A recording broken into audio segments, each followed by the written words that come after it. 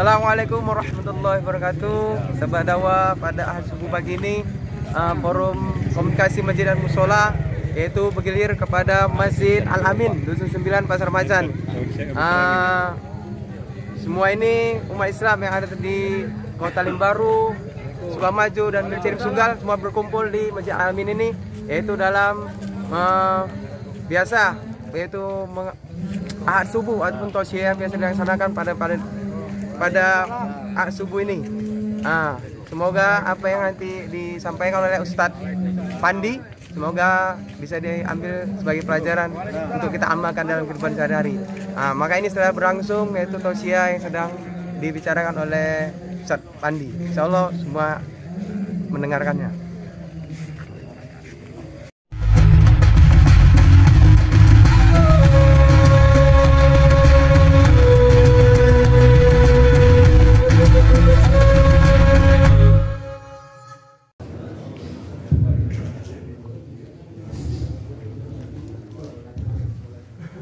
Bismillahirrahmanirrahim. Assalamualaikum warahmatullahi wabarakatuh.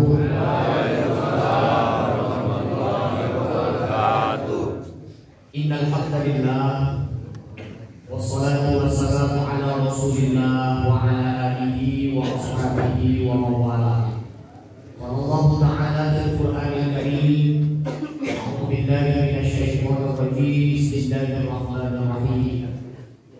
وَلْيَخْشَ الَّذِينَ لَوْ تَرَكُوا مِنْ خَلْفِهِمْ ذُرِّيَّةً ضِعَافًا خَافُوا عَلَيْهِمْ فَلْيَتَّقُوا اللَّهَ وَلْيَقُولُوا قَوْلًا سَدِيدًا. Shadaqallahul azim wa shadaqa rasuluhun nabiyul karim wa nahnu ala dzalika minasyahidin wasyakirin walhamdulillahi rabbil alamin.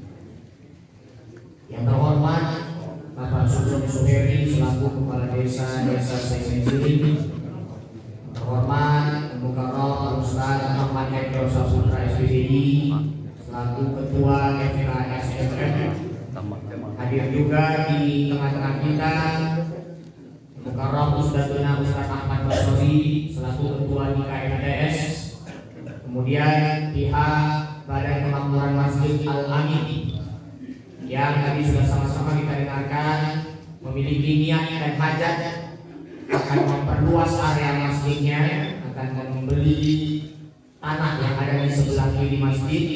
Kita doakan mudah-mudahan hajat dan niat mereka dikabulkan oleh Allah Subhanahu wa taala. Amin ya rabbal alamin. Tadi saya tanya dana yang dibutuhkan sekitar 250 juta, tapi yang terkumpul baru 25 juta. Masih sekitar 10%, dan tadi kotak infaknya sudah keliling, cuman kotak infaknya bening pula warnanya. Jadi yang masukkan 2.000 bening pula kotak di jalan Allah, mudah-mudahan Allah ganti dengan berlipat ganda dan dihadiahkan surga oleh kita. Amin. Kemudian yang terhormat para asatidz yang mohon maaf tidak dapat saya sebutkan satu persatu, hadir juga di tengah-tengah kita, qari kebanggaan kita, Mukarram Ustaz Ja'far Hasibuan. Mudah-mudahan anak keturunan kita, keluarga kita, Allah jadikan ahli-ahli Al-Quran. Amin. Dan kita baru-baru ini umat Muslim di Indonesia dan pecinta-pecinta Quran baru saja berbuka karena salah seorang pakar tajwid, pakar fasahah, salah satu juri hafiz Indonesia yang tertinggi, Mukarram almarhum Syekh Ali Jabir baru berpulang rahmatullah. Mudah-mudahan Allah terima selama ibadahnya dan nanti kita akan dikumpulkan bersama beliau di dalam surga. Amin. Amin ya rabbal alamin. Bapak-bapak, ibu-ibu, para jamaah yang dimuliakan Allah Subhanahu wa taala. Kalau untuk pengajian subuh FKSSN, kalau tidak salah saya ini kali ketiga. Dan baru ini subuhnya nggak hujan, ya Ustaz ya. Biasanya tadi hujan juga ya. Oh, hujan lokal kan ya Pak. Jadi pun hujan juga nih Pak, tuan-tuan. Optimis ya. Memang rezeki Ustaz Pandi lah gimana. Isi hujan. Nah, Bapak Ibu jemaah yang dimuliakan Allah, sampai hari ini saya masih diamanahkan untuk mengisi pengajian subuh. Itu artinya silaturahmi kita baik. Bukan karena ceramahnya paten, karena silaturahminya bagus. Kalau Ustaz paten pun ceramahnya, tapi petentengan ya kan Pak. Orang nengoknya pun nggak suka, males lagi ngundangnya tuh. Makanya kuncinya ini kan silaturahmi. Dan karena firman arada ayyusallahu fi rizqihi wa yus'alahu fi ajalihi falyasir rahimah. Siapa yang mau Allah panjangkan umurnya, Allah lapangkan rezekinya, maka sambunglah silaturahmi. Jadi kalau orang suka putus silaturahmi, itu insya Allah umurnya pendek, rezekinya sedikit. Maka jangan putus silaturahmi. Itu udah janji Rasul, panjang umur, luas rezeki. Contoh banyak kalau udah kita tengok, orang yang datang rezeki tak diduga-duga hanya gara-gara silaturahmi. Ada orang baik dia sama tetangganya, tetangganya susah dibantu, tetangganya senang dia nggak pernah iri. Suatu hari tetangganya ini Pak dapat warisan ratusan juta. Dia senang nengok tetangganya ini karena baik selama ini. Akhirnya uang warisan tadi digerakkan Allah hatinya untuk disisihkan sebagian, memberangkatkan wawak sebelah di umrah. Dia berangkat ke tanah suci bukan karena punya uang, bukan karena kaya, tapi karena silaturahmi yang dia jaga sama tetangganya. Kita pengangguran Pak, kemana-mana cari kerja nggak dapat. Satu hari jumpa kita sama kawan yang memang selama itu hubungan kita sama dia baik. Walaupun kita nggak pernah ngasih apa-apa, tapi paling nggak kita selalu nge-WA apa kabar, say hello lah ya Pak ya. Bagus silaturahmi. Dia tuh kebetulan punya ladang sawit. Tahu dia kita pengangguran, udah urus aja lah sawit.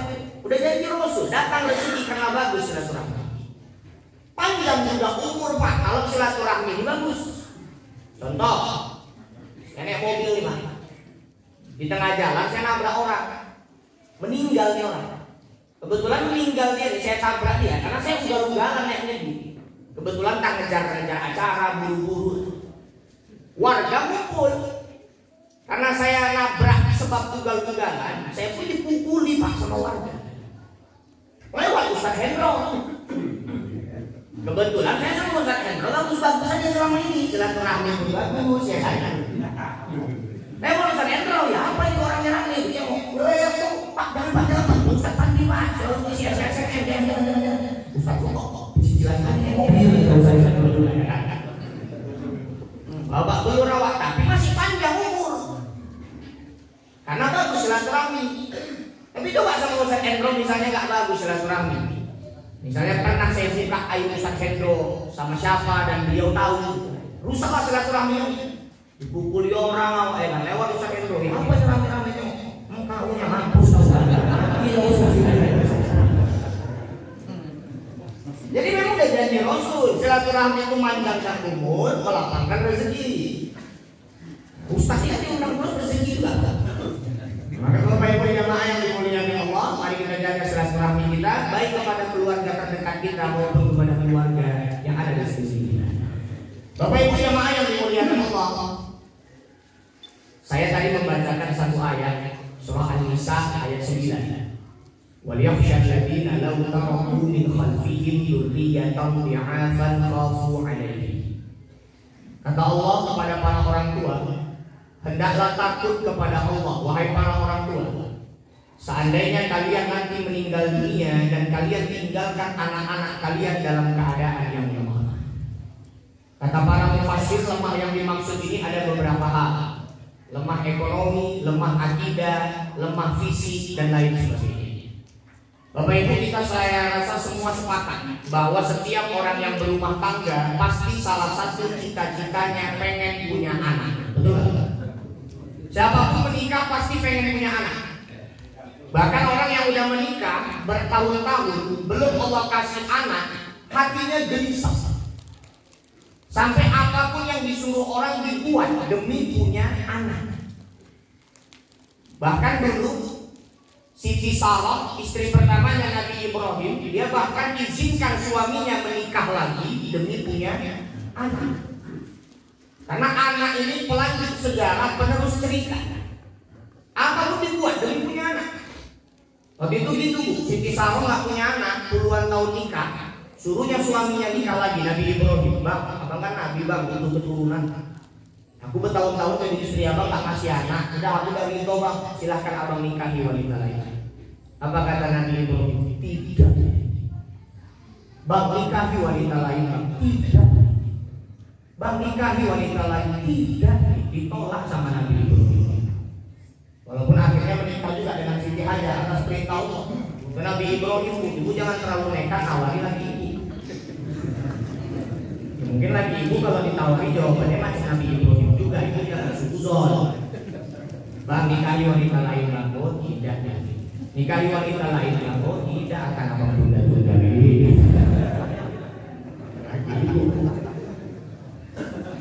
Tapi Bapak Ibu jemaah, setelah yang kita damba-dambakan itu Allah kasih, setelah keturunan yang kita nanti-nanti itu Allah hadiahkan kepada kita, Allah tidak biarkan begitu saja.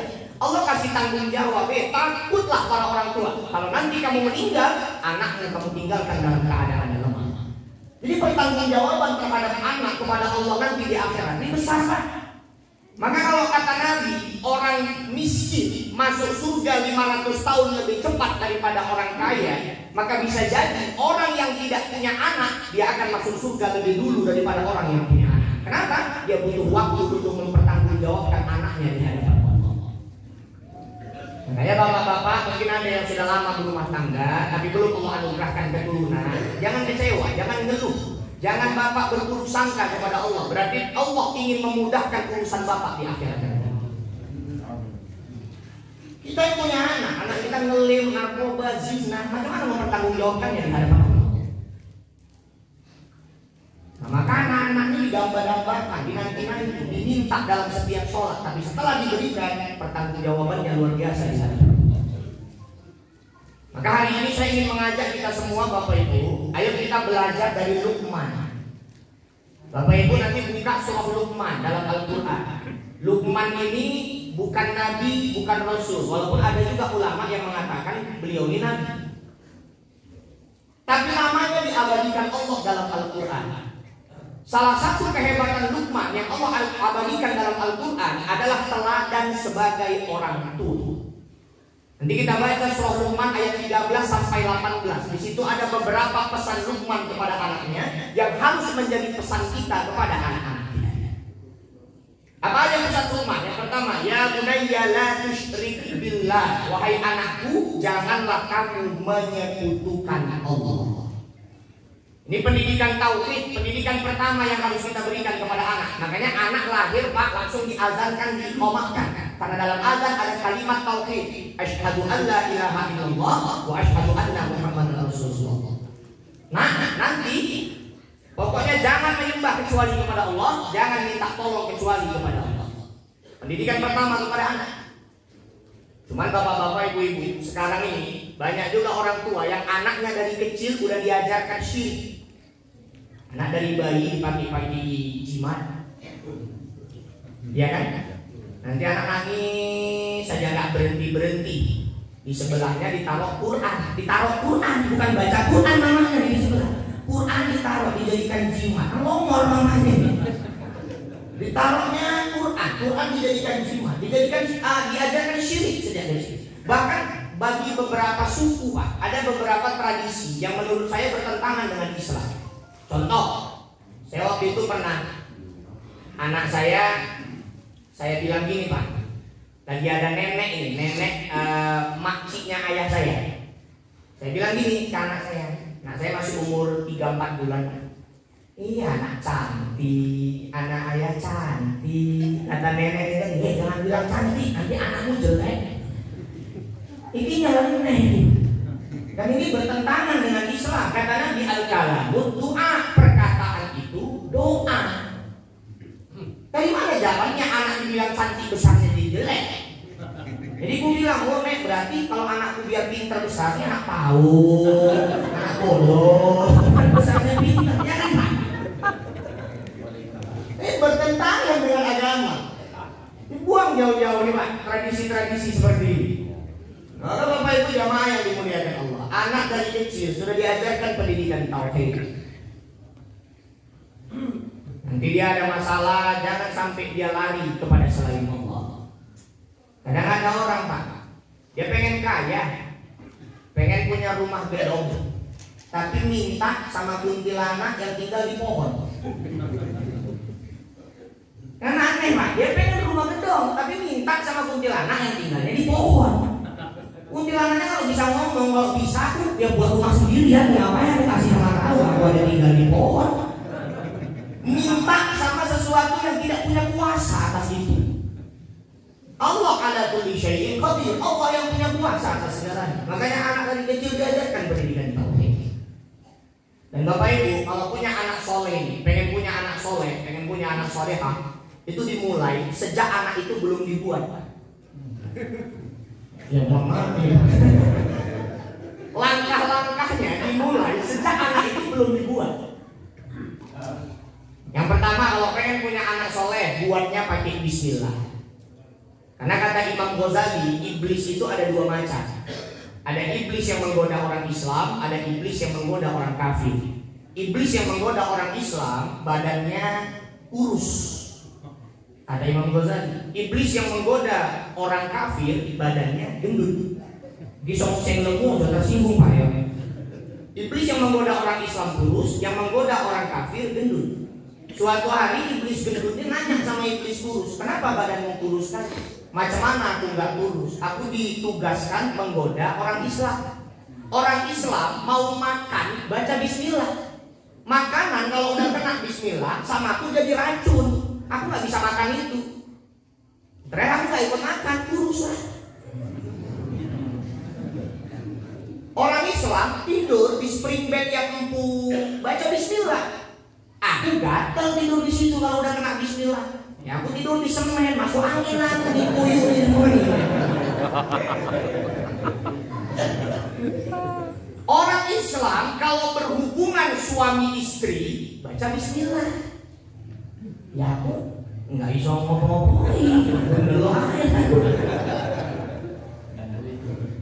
Apa kata iblis yang gendut? Untung aku ditugaskan menggoda orang kafir. Orang kafir itu makan, mana ada bismillah-bismillah. Dia makan, aku ikut makan, kongsi kan. Orang kafir tidur di spring bed empuk, mana ada bismillah-bismillah. Pukeloni dia tidur. Orang kafir berhubungan suami istri, mana pakai nama Allah. Ya aku melu. Jadi hubungan suami istri tanpa nama Allah, setan ikut campur. Jadi kalau hari ini ada anak ibu, anak bapak tingkahnya macam setan, tingkahnya macam iblis, narkoba, mabuk, zina, berarti ingat-ingat dulu mungkin bapak buatnya nggak sempat baca. Ini sepele Pak, sepele memang, tapi menentukan masa depan anak. Buatnya pakai bismillah. Udah anak kita dijadi di dalam rahim, banyak-banyak diperdengarkan kalimat-kalimat thayyibah, terutama ayat-ayat Al-Quran. Karena bayi itu dalam perut, dia sudah bisa mendengarkan suara-suara yang ada di luar perut. Makanya kalau kita tengok di RCTI, anak umur 6 tahun, 7 tahun udah hafal Quran. Apa alasannya? Karena dari dalam perut dia sudah mulai menghafal Al-Quran. Ngafal tuh paling gampang kan lewat pendengaran Pak, daripada baca. Betul? Betul. Bapak lebih hafal, lebih mudah mana? Ngafal surah Al-Baqarah atau surah Yasin? Yasin, kenapa? Karena sering dibaca, didengar, sering didengar. Maka lebih mudah ngafalnya. Akhirnya sekarang banyak pula ustaz-ustaz pengennya instan aja. Dengan ceramah ustaz lain di YouTube dah sampai aja. Dengan dengar dari pendengaran aja. Lebih mudah kita ngafalnya. Nah maka anak dari dalam perut dia sudah bisa kita ajarkan hafalan Quran dengan memperdengarkan ayat-ayat Al-Quran kepadanya. Maka ada yang bilang kan kalau mama-mama hamil kalau bisa jangan pergi undangan. Di biduannya nyanyi tahapa-hapa. Anaknya dengar. Pergi undangan, biduannya nyanyi aku meriang, merindukan kasih sayang. Keluar anaknya menggigil, meriang. Perdengarkan kalimat-kalimat yang baik. Ibu hamil jangan mencaci maki, anaknya dengar, direkam dalam otaknya. Kemudian Nabi Ibrahim mengajarkan dilus perut istrinya sambil baca doa, Rabbi habli minas sholihin. Ya Allah anugerahkan aku keturunan yang soleh. Diputar ke kiri. Kenapa putarannya ke kiri? Karena putaran ke kiri itu memasukkan energi positif ke dalam. Makanya orang yang tawaf keliling Ka'bah itu posisi Ka'bah di sebelah kiri. Rabbi habli minas sholihin. Tapi yang lembut Pak, jadi wok mertua nepeng. Rabbi habli minas sholihin. Dan lahir anaknya diazankan, diiqamahkan, diberikan nama yang baik. Kemudian lahir anaknya juga kalau perempuan langsung dikhifat. Kalau perempuan laki-laki namanya khitan, kalau perempuan namanya khifat. Langsung dipotong. Karena kata pakar kedokteran itu bisa mempengaruhi syahwatnya. Kalau orang-orang kafir itu syahwatnya berlebih karena nggak dipotong. Cuman kata pakar kedokteran, potongnya jangan kebanyakan juga. Tidak ada syahwatnya. Katanya memang itu, potongnya itu yang sedang-sedang saja. Jangan kebanyakan, jangan kesikitan. Kalau kebanyakan nanti nggak ada syahwatnya, kalau kesikitan jonti kali nanti anaknya. Maka bapak coba, nang omah bojoi bapak perhati. Nah dia lemah bawaannya, berarti dia potongnya Siti. Ada menang yang tahu, jadi dia potong lagi. Jadi bapak ibu jemaah yang dimuliakan Allah. Kemudian yang paling penting yang diberikan pendidikan Al-Quran, pendidikan agama. Dimulai dari sebelum anak itu dibuat, langkahnya sudah kita lakukan kalau pengen punya anak soleh, punya anak soleh. Itu pesan yang pertama sama Luqman sama anaknya. Ya bunayya la tusyrik billah. Wahai anakku, jangan menyekutukan Allah. Yang kedua, apa pesan Luqman sama anaknya? Wa wassaynal insana biwalidayhi hamalathu ummuhu wahnan ala wahn. Pesan Luqman sama anaknya, wahai anakku berbaktilah kepada kedua orang tua. Kemudian ayat selanjutnya wa in jahadaka ala an tusyrika bi ma laysa laka bihi ilm. Ini dalil menunjukkan bahwa kita tetap harus berbakti kepada orang tua meskipun beda agama. Kita tetap harus berbakti sama orang tua yang Nasrani, tapi kalau dia mengajak kita menyekutukan Allah, fala tuti'huma, kita tidak boleh menaati. Jadi kalau menuruti aturan Allah, aturan Rasul, nah ini tidak ada batas Pak. Semua yang dibilang Allah pasti benar, semua yang dilarang Rasul pasti salah. Itu udah mutlak kalau kita ikuti. Tapi kalau orang tua, kalau istri, kalau suami, kalau anak minta sesuatu sama kita, kalau kira-kira permintaan itu bisa menjauhkan kita dan dia dari Allah, maka kita tidak perlu turuti. Contoh, bapak sayang kali sama anak. Sayang kali sama anak. Suatu hari anak bapak minta sama bapak, Pak belikan PS napa Pak? Kayak kawanku di sebelah. Kawannya sebelah baru dibelikan PlayStation. Tapi bapak perhatikan anak sebelah ini sebelum punya PS dia rajin ngaji. Dia rajin ke masjid. Setelah punya PS dibelikan bapaknya, nggak pernah lagi ngaji, nggak pernah lagi ke masjid. Maka kalau bapak sayang sama anak bapak, permintaannya yang dapat menjauhkan dia dari Allah tidak perlu dituruti. Nggak perlu dituruti. Nah, jadi orang tua kita harus berbakti sama mereka meskipun beda agama. Tapi kalau dia minta kita untuk menyekutukan Allah, kita minta mereka minta kita untuk mengikuti agama mereka, maka fala tuti'huma, jangan turuti maunya mereka. Disuruh berbakti kepada orang tua. Kemarin saya sudah ada bahas juga tentang orang tua di pertemuan yang pertama. Nah, kalau mau tahu lihat channel YouTube-nya, like, comment, and subscribe. Biar nah, Bapak Ibu jamaah yang dimuliakan Allah. Kemudian apa lagi pesan Luqman kepada anaknya? Aqimis sholat. Ya bunayya aqimis sholat. Dirikanlah sholat. Sholat ini jangan sepele kita Pak ya. Sholat ini inna sholat tanha 'anil fahsya'i wal munkar. Ini sering kali kita dengar, tapi kita nggak tahu apa maksudnya. Sholat itu mencegah kita dari perbuatan keji dan munkar. Apa beda fahsya sama munkar? Kalau fahsya itu perbuatan dosa yang dampaknya hanya untuk dia. Tapi kalau munkar ini perbuatan dosa yang dampaknya akan dirasakan oleh orang-orang di sekeliling. Makanya kita disuruh pesan Luqman juga sama anaknya, wa'mur bil ma'ruf wanha 'anil munkar. Ajaklah orang kepada kebaikan dan cegah orang kepada kemungkaran. Jadi bapak buat baik jangan sendiri-sendiri. Mau ke masjid ngajak-ngajak, mau wirid ngajak-ngajak. Kalau nampak di warung ada maksiat, bubarkan. Jangan nggak peduli. Jangan prinsipnya udah lantak lah orang itu kok yang berdosa. Karena maksiat di kampung kita, azab Allah turun, maka yang kena azab itu bukan hanya mereka, yang terkena dampaknya tidak semua. Yang kena gempa baru-baru ini, apa semuanya orang ahli maksiat? Tidak. Ahli-ahli masjid, pejuang-pejuang subuh, ada juga yang kena azab. Maka cegah kemungkaran dari kampung kita. Aqimis sholat, wa'mur bil ma'ruf wanha 'anil munkar. Dirikan sholat, ajak orang berbuat baik, cegah orang berbuat buruk. Itu pesan Luqman sama anaknya. Sholat wa imaduddin, sholat itu tiang agama. Faman aqamaha faqad aqamad-din. Siapa yang mendirikan sholat, dia tegakkan agamanya.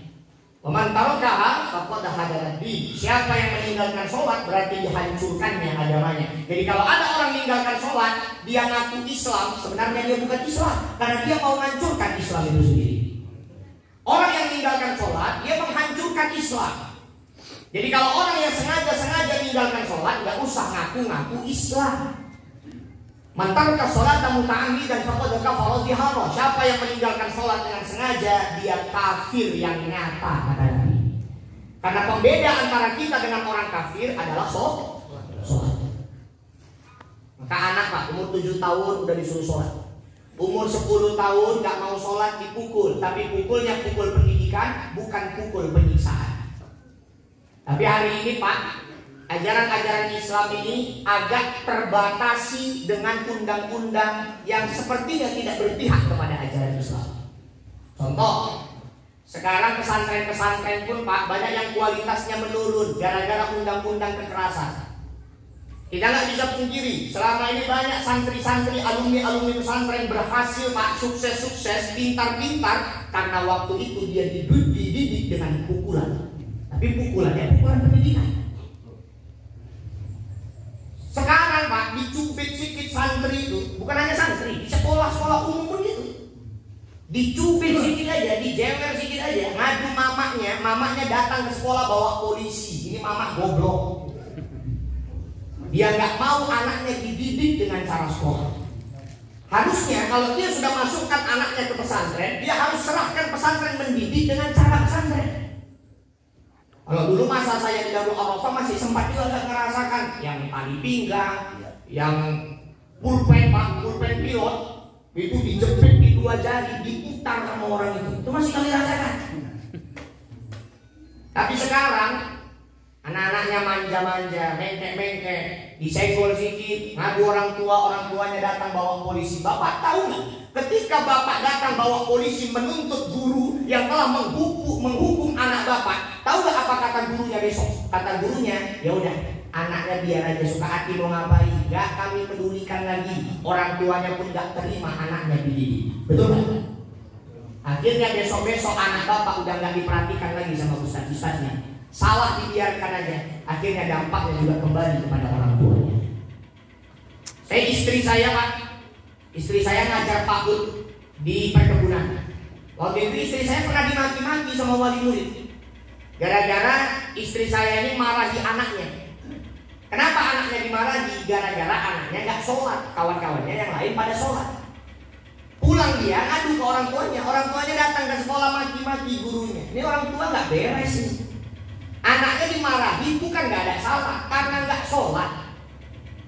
Mamanya nggak terima. Besok-besoknya gurunya nggak akan peduli lagi apa yang mau dibuat anaknya jungkir balik sudah ada. Nah maka pak, prinsipnya mendidik anak salah jangan dibela. Anak salah bilang salah. Jangan pernah membenarkan kesalahan anak. Suatu saat dia akan besar kepala, suatu saat apa yang bapak tanam itu juga yang akan bapak tuai. Maka bapak ibu jamaah yang dimuliakan Allah, sholat ini jangan main-main. Tanamkan betul-betul sama anak. Apalagi pesan teman sama anaknya, wasbir ala ma asabak. Memang ganggu juga dimasukinnya. Panas apa bang? Enggak kan? Mudah-mudahan setiap tetes keringat kita menguburkan dosa-dosa kita. Aku pun keringetan ini masalahnya. Makin berat tantangan makin besar pahala. Udah latihan di padang mahsyar ini. Nah bapak ibu jamaah yang dimuliakan Allah, pesan Luqman lagi sama anaknya, wasbir ala ma asabak. Bersabarlah kamu kepada apapun yang menimpamu wahai anakku. Ini pesan penting pak. Dan semana prinsipnya supaya kita bisa sabar menghadapi segala cobaan, tanamkan prinsip dalam hati satu kalimat yang selama ini sering terucap tapi kita nggak paham maknanya. Inna lillahi wa inna ilaihi raji'un. Ini kalimat sering terucap tapi kita nggak paham apa maksudnya dan tidak tertanam dalam hati kita. Kalau kalimat ini sudah kita pahami, sudah kita tanamkan dalam hati kita, apapun musibah Allah berikan kepada kita, kita nggak akan jadi orang gila. Kita nggak akan stres, kita nggak akan meraung-raung menangis-nangis, karena kita punya prinsip inna lillahi wa inna ilaihi raji'un. Apa maknanya? Kita semua ini punya Allah. Yang kita punya juga punya Allah. Dan semuanya pasti akan kembali kepada Allah. Ini prinsip yang harus ditanamkan. Kalau ini sudah tertanam dalam hati pak, bapak istri bapak meninggal, bapak nggak akan nangis berlebihan. Kenapa? Karena bapak tahu istri bapak bukan punya bapak, tapi dia punya Allah. Dan dia akan kembali kepada yang memilikinya, Allah Subhanahu wa Ta'ala. Bapak punya anak bapak meninggal, bapak nggak akan nangis berlebihan karena bapak tahu dia bukan punya bapak, dia hanya titipan. Makanya kan saya pernah sampaikan, belajarlah kita dari tukang parkir, ya kan pak? Yang tukang parkir, mobil banyak, kereta banyak, tapi nggak pernah sombong. Nanti satu persatu kereta pergi, mobil pergi, nggak pernah tukang parkir ngesot-ngesot nangis. Kenapa? Karena tukang parkir tidak merasa memiliki, tapi hanya merasa dititipi. Itulah prinsip yang harus kita tanamkan dalam hati kita. Wasbir ala ma asaba. Jadi waktu kita kehilangan, kita nggak sedih. Rumah kebakaran, ya udah, memang bukan punya aku, punya Allah. Allah mau ngambil. Kereta kemalingan, memang bukan punya aku, punya Allah. Allah mau ngambil. Baru-baru ini masuk di grup FKSMM Kota Amal ya Ustaz ya. Itu di mana kejadiannya? Nah, udah bapak nggak usah nangis lagi, Kota Amal hilang. Punya Allah. Allah ngambil melalui perantara maling itu tadi. Wasbir ala ma asab.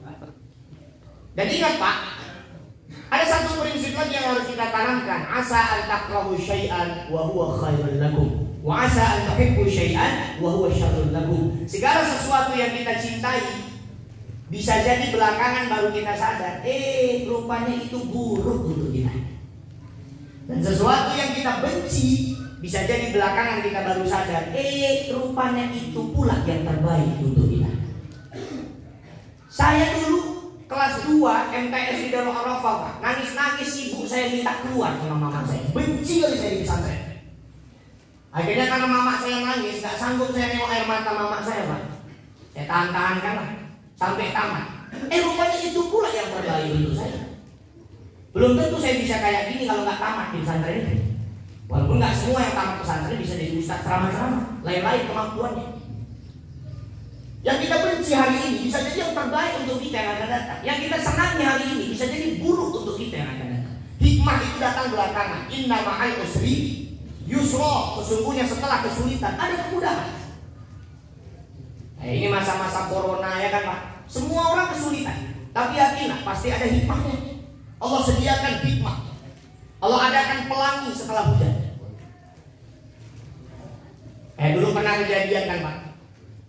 Pesawat Lion Air yang kemarin baru jatuh kan Sriwijaya. Yang Lion Air yang sebelumnya itu kan kalau nggak salah saya, kalau Bapak nengok berita, itu ada 1 orang ketinggalan pesawat. Ya ketinggalan pesawat gara-gara terjebak macet. Di perjalanan ini orang maki-maki aja nih terjadi. Ini macet kok, ini parahnya pemerintah goblok kali macet gini aja nggak bisa ditangani. Supir taksinya pun lambat tadi bawa mobil, aku pun kok terlambat. Aku semua dimaki-maki. Sampai di bandara pesawat udah terbang, tiket angus, dia harus beli penerbangan baru, rugi waktu, rugi uang, marah semarah-marahnya, semua dicaci makinya. Dapat kabar pesawat yang harusnya dia tumpangi kecelakaan dan tidak ada penumpang yang selamat. Baru batin dia, ya Allah. Untung nggak tadi macet. Kalau lancar tadi jalannya ya, lancar lah, bukan akhirat. Hikmah itu datang belakangan. Kayak waktu itu ada ustaz diundang ceramah, Pak. Datangnya terlambat. Ustaznya terlambatnya nggak tanggung-tanggung, 1 jam. Dan ternyata ustaz ini terlambat bukan gara-gara dia, gara-gara supirnya, mohon maaf Pak, supirnya mencret. Jadi bolak-balik singgah ke toilet, singgah ke SPBU, terlambat. Panitia udah nelponi aja. Ustaz udah sampai mana Ustaz? Ini jamaah udah kumpul. Ustaz nggak disiplin nih, kecewa kami, merepet lah panitia. Ustaz ini kalau udah merepet di panitia ya jengkel ya kan Pak. Dilampiaskannya ke supirnya. Kau gara-gara kau ini marah-marah panitia, kamu geragas kali, kau semua kau makan. Sampai lu merepet. Sampai di lokasi acara Pak, rupanya acaranya belum mulai.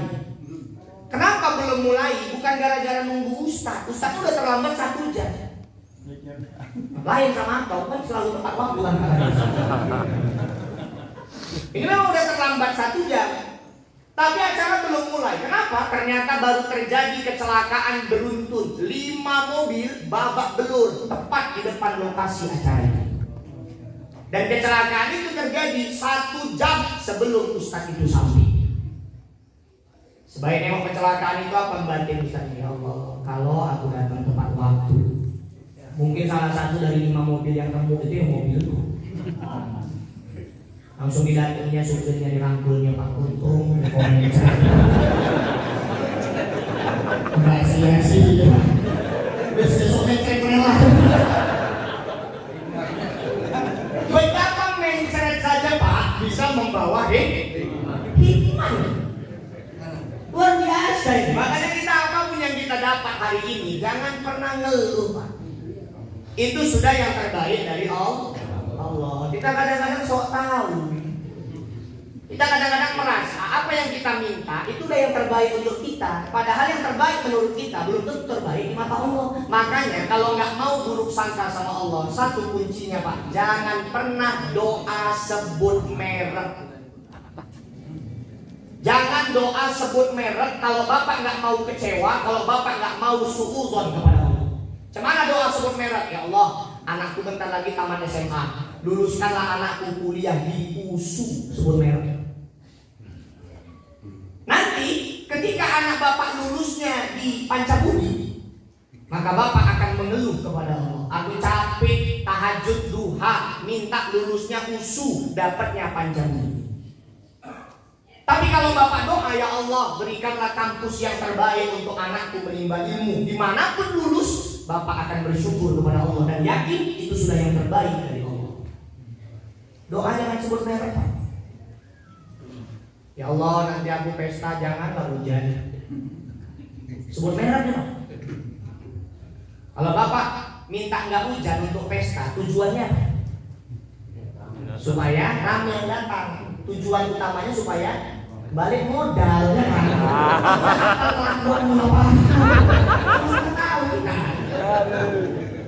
Padahal ramai enggaknya pesta kita bukan perkara hujan, perkara ringan atau tidak langkah orang yang kita undang. Makanya doanya, ya Allah ringankanlah langkah orang yang diundang. Hujan lebat pun Pak, angin kencang, semua terbang. Karangan bunga terbang, pentas terbang, ribuan terbang. Tapi ringan langkah Allah Tuhan yang diundang ini, datang dia ke pesta kita. Meskipun datangnya besoknya. Ya kan? Datang dia besoknya Pak, masih amplop tapi nggak makan karena udah habis daging. Bapak untung. Karena matematikanya gitu. Makanya doa jangan sebut-sebut merek, Pak. Minta yang terbaik. Ya Allah, jadikanlah sekolah jodoh anakku. Jangan. Minta jodoh untuk anak, jangan sebut-sebut nama. Minta aja yang terbaik. Cuman kalau Bapak nanti ada rezeki ke tanah suci, Bapak akan main-main ke Jabal Rahmah, tempat pertemuan Nabi Adam sama Siti Hawa. Dan di situ digaransi tempat yang dikabulkan doa meminta jodoh. Cuman banyak juga praktek-praktek syirik di situ. Banyak orang nulis-nulis nama di tubuhnya itu. Jadi tubuhnya di Arab tapi namanya nggak siapa-siapa. Paling nama Parijo, Sukiran, apa-apa. Ada nempel foto lagi segala macam. Jangan sebut nama kalau minta jodoh, minta yang terbaik. Nih ibu misalnya hari ini masih matre ya. Datanglah laki-laki ini mau ngelamar anak gadis ini. Ini laki-laki kerjanya pabrik ini. Tapi ke masjid rajin, pandai pula nyari sampingan yang lain. Pokoknya semangat cari duitnya ada. Ibadahnya pun rajin, agamanya bagus. Datang dia mau ngelamar anak gadis ibu. Tapi ibu kebetulan masih matre. Ibu bilang lah, kau nggak tahu diri. Kau tengok anakku gitu cantiknya, S2 itu S2.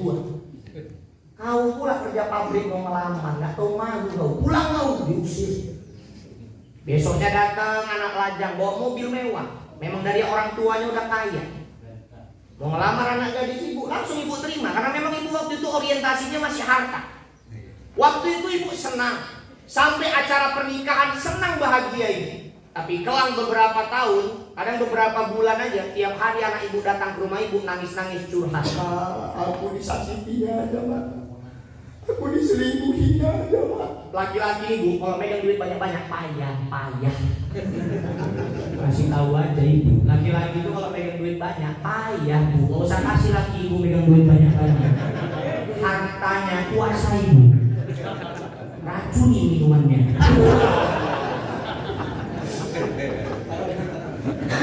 Iya. Loh, Pak, kita megang duit banyak ini memang godaannya berat.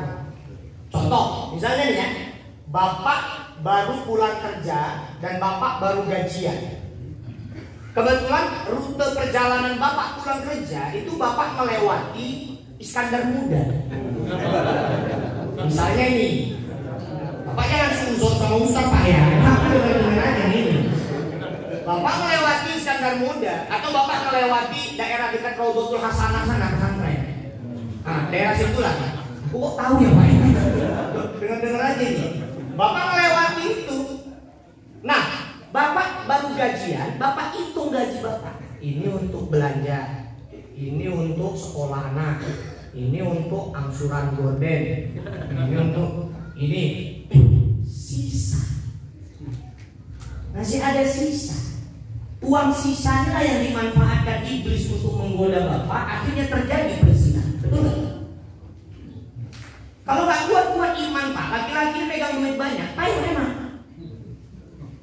Maka ibu-ibu siapin ibu, puasa itu sama suami. Jangan biarkan pegang duit banyak. Nah, maka Bapak Ibu Ibu jamaah yang dimuliakan Allah, kita itu yakin apapun yang kita terima hari ini itu sudah yang terbaik dari Allah. Seandainya pun ibu terima yang miskin tadi, belum tentu dia selamanya miskin. Ibu terima yang kaya tadi, belum tentu dia selamanya kaya. Banyak orang kaya terpuruk, banyak orang miskin naik, kan mutar. Makanya yakin aja, yang kita terima hari ini itu sudah yang terbaik dari Allah. Nih ibu kalau ditanya pengennya dapat suami yang kayak mana, pasti jawabannya yang ganteng, yang kaya, ya kan? Yang baik, pinter, anak tunggal, bentar lagi bapaknya meninggal. Pasti pengen yang kayak gitu, yang sempurna kali pokoknya. Tapi Bu, sampai kiamat ibu gak akan jumpai laki-laki sesempurna itu, betul kan? Karena manusianya ada lebih ada kurang. Gitu juga kita Pak. Kita kalau mau ditanya pengennya istri yang kayak mana, ya kan Pak? Mana mungkin kita jawab kayak yang di belakang-belakang itu. Pasti pengennya kan kita yang cantik, pinter masak, ya kan Bu? Memang soleha, pokoknya sempurna lah. Tapi sampai kapan pun gak akan kita jumpai perempuan sesempurna itu. Maka kalau rumah tangga kita mau awet, mau sampai mati, sampai surga, kuncinya satu, jangan tengok kekurangan pasangan, tengok kelebihan pasangan ini. Kekurangannya jangan ditengok, lebihnya aja yang ditengok. Bapak punya istri cantik mukanya, tapi masak gak karu-karuan. Segoai sange doang. Ya amin tenan nih. Jangan pandang masakannya Pak, pandang wajahnya. Bapak punya istri, mukanya babak belur, tapi masak paten, nyambel enak. Jangan pandang mukanya, pandang sambelnya.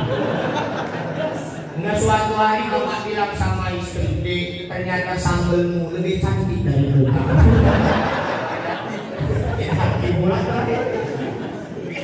Jangan tengok kurangnya, tengok lebihnya. Semua kita punya lebih, punya kurang. Nah maka asa antakrahu syai'an wa huwa khairul lakum. Sesuatu yang kita benci hari ini bisa jadi belakangan yang terbaik untuk kita. Sesuatu yang kita senangi hari ini bisa jadi itu justru yang terburuk untuk kita.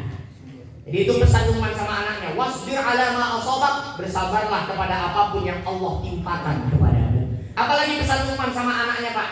Selanjutnya, wala tusaqqir khaddaka linnas, jangan kau palingkan wajahmu dari manusia dengan sombong, wala tamshi fil ardi maraha, jangan berjalan di muka bumi dengan angkuh. Jadi prinsip tukang parkir tadi Pak, waktu ada jangan sombong, waktu kehilangan jangan sedih. Maka Bapak Ibu jamaah yang dimuliakan Allah, orang ini kan sombong macam-macam. Dan biasanya orang sombong itu karena punya kelebihan. Gak ada orang nyombongkan kekurangan, gak ada. Tengoknya aku miskin, mana ada. Orang sombong itu karena punya kelebihan. Allah kasih harta lebih, kalau nggak punya iman, sombong. Allah kasih ilmu lebih, kalau nggak punya iman, sombong. Bahkan ulama-ulama nih Pak, kalau sombong dengan ilmunya, dia lebih dulu masuk neraka. Maka ilmunya hati-hati juga. Jangankan ilmu Pak, ibadah aja kalau kita sombongkan gak ada nilainya, malah yang menghasilkan dosa. Maka kan kata Nabi, sedekah yang dicintai Allah, yang nanti orang itu dapat naungan di akhirat, orang yang sedekah tangan kanannya, tangan kirinya pun gak tahu. Kalau tangan kiri aja gak tahu, apalagi orang lain. Cuman masalahnya kok tak impak benih. Mana ya ngumpetkannya ya. Aku pun tahu tadi Ustaz Hendro ada biru-birunya masuk. Pergi kali sama beliau. Jadi Bapak Ibu jamaah yang dimuliakan Allah, wala tusaqqir khaddaka linnas wala tamshi fil ardi maraha. Jangan memalingkan wajahmu dengan sombong dan jangan berjalan di muka bumi dengan angkuh. Inilah pesan-pesan Luqman kepada anaknya yang harus menjadi pesan kita kepada anak-anak kita. Mudah-mudahan anak-anak kita tergolong anak-anak yang soleh dan solehah, menjadi ahli-ahli Al-Quran, menjadi hafiz-hafizah, yang nanti akan menjadikan kita mendapatkan mahkota yang paling indah di surga. Sebab anak kita ahli Al-Quran dan nanti dia bisa menggandeng kita untuk masuk ke dalam surga. Amin. Amin ya rabbal alamin. Mudah-mudahan apa yang saya sampaikan walaupun tidak banyak bisa bermanfaat. Kita ketemu lagi lain waktu lain kesempatan. Assalamualaikum warahmatullahi wabarakatuh.